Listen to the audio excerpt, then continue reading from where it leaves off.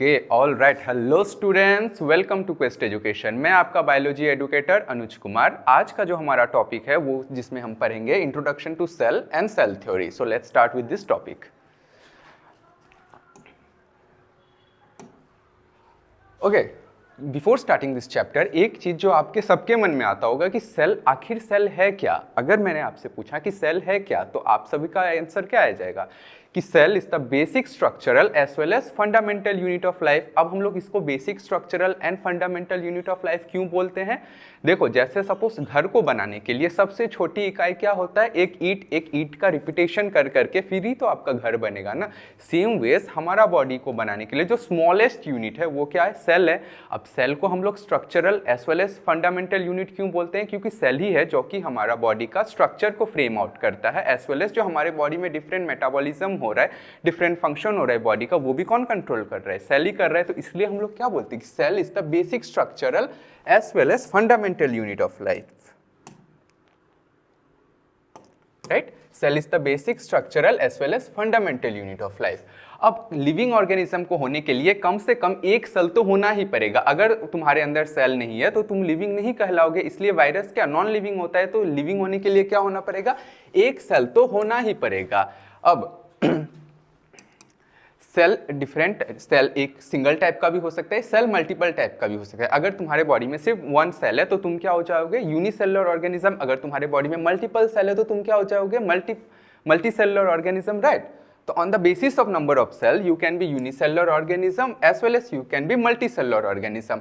अब unicellular organism के पास तो सिर्फ एक सिंगल सेल है, राइट? और मल्टीसेलुलर ऑर्गेनिज्म के पास मिलियंस ऑफ सेल है, पर यूनिसेलुलर ऑर्गेनिज्म के पास इतना कैपेसिटी होता है कि वो मल्टीसेलुलर ऑर्गेनिज्म की तरह ही अपने अंदर सारा काम कर सके। ओके ऑलराइट स्टूडेंट, तो यूनिसेलुलर ऑर्गेनिज्म जो होता है ये कैरी आउट प्रोसेस, जो मेटाबॉलिज्म, ग्रोथ, रिप्रोडक्शन, रिस्पॉन्स जितना भी है वो सब यूनिसेलुलर ऑर्गेनिज्म भी कर सकता है। अब सेल क्या होता है, कौन कौन टाइप का सेल होता है वो हमने पढ़ लिया, राइट? अभी आता है आपका सेल थ्योरी और discovery of cell. First time क्या हुआ, रॉबर्ट हुक नाम के साइंटिस्ट ने डेड सेल को देखा, और डेड सेल को देख के तो उन्होंने ही फर्स्ट टाइम सेल टर्म दिया, रॉबर्ट हुक ने। अच्छा, उन्होंने डेड सेल दिया था। उसके बाद एक साइंटिस्ट आए, एंटोन वैन ल्यूमेनहुक। ल्यूमेनहुक ने क्या दिया? लिविंग सेल दिया। अब आप तो कंफ्यूज हो सकते हो ना कि डेड सेल क्या किसमें होता है, लिविंग सेल किसने डिस्कवर किया? तो देखो, ल्यूमेनहुक में एल से स्टार्ट हो रहा है, तो लिविंग सेल किसने दिया? ल्यूमेनहुक ने दिया। और डेड सेल किसने दिया? रॉबर्ट ब्राउन ने दिया। उसके बाद क्या हुआ, जैसे जैसे डिस्कवरी चल रहा था तो दो साइंटिस्ट आए, एक था आपका स्क्लीडन, और उसके बाद आपके आए एक स्वान साइंटिस्ट आए, ठीक है? स्क्लीडन, ओके, ये थे आपके बोटनिस्ट, एंड स्वान जो थे वो थे आपके जूलॉजिस्ट, ऑलराइट? तो इन्होंने क्या बोला, स्क्लीडन ने क्या बोला कि प्लांट का जो जितना भी plant are composed of cell as well as product of cell. Okay, plant के जो कंपोस्ट करने के लिए सेल और उसके सेल के डिफरेंट टाइप्स जो टिश्यूज बन रहे हैं उससे ही प्लांट कंपोस्ट होता है। फिर जो साइंटिस्ट आए थे स्वान, देखो स्वान एनिमल से रिलेटेड लग रहा है तो स्वान क्या हो जाएगा? जूलॉजिस्ट हो जाएगा, क्लियर? तो स्वान ने क्या बोला कि सिर्फ प्लांट ही नहीं, एनिमल जो है it's also composed of cell and the product of cell, ठीक है?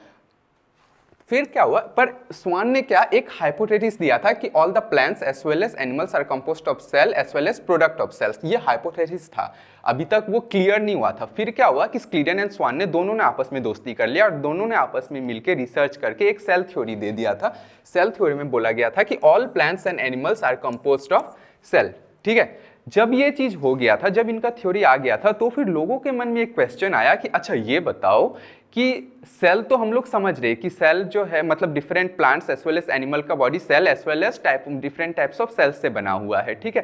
पर सेल कहाँ से आ रहा है, राइट? कहीं से सेल तो आ रहा होगा ना, तो सेल का ओरिजिन कैसे हुआ? तो फिर एक साइंटिस्ट आए आपके रुडोल्फ विर्चो। उन्होंने क्या बोला, ओमनीसेलुलर ई सेलुलर, मतलब cell arises from the pre existing cell. मतलब एक सेल है, उसने डिवाइड करके दो सेल बना लिया, फिर वो दो सेल में से एक सेल ने फिर दो बना लिया, दूसरे सेल ने फिर दो सेल बना लिया, तो cell arises from the pre existing cell. उन्होंने फाइनल टच दिया तुम्हारे किसको? सेल थ्योरी को। तो रुडोल्फ विर्चो ने आके क्या बोल दिया? ओमनीसेलुलर ई सेलुलर, ठीक है? तो फाइनल जो कंक्लूजन पहुंचा, जो हम लोग आज जानते हैं सेल थ्योरी का, वो क्या होता है कि cell is the smallest unit of life, all cells arises from the pre existing cells, ठीक है? ये मैंने एक ऐसे ब्लैंक स्लाइड रखा था फरहान के लिए। तो यही आज का हमारा टॉपिक ऑफ डिस्कशन था, and with that I would like to end this video. Thank you students, मिलते हैं आपके साथ नए वीडियो में।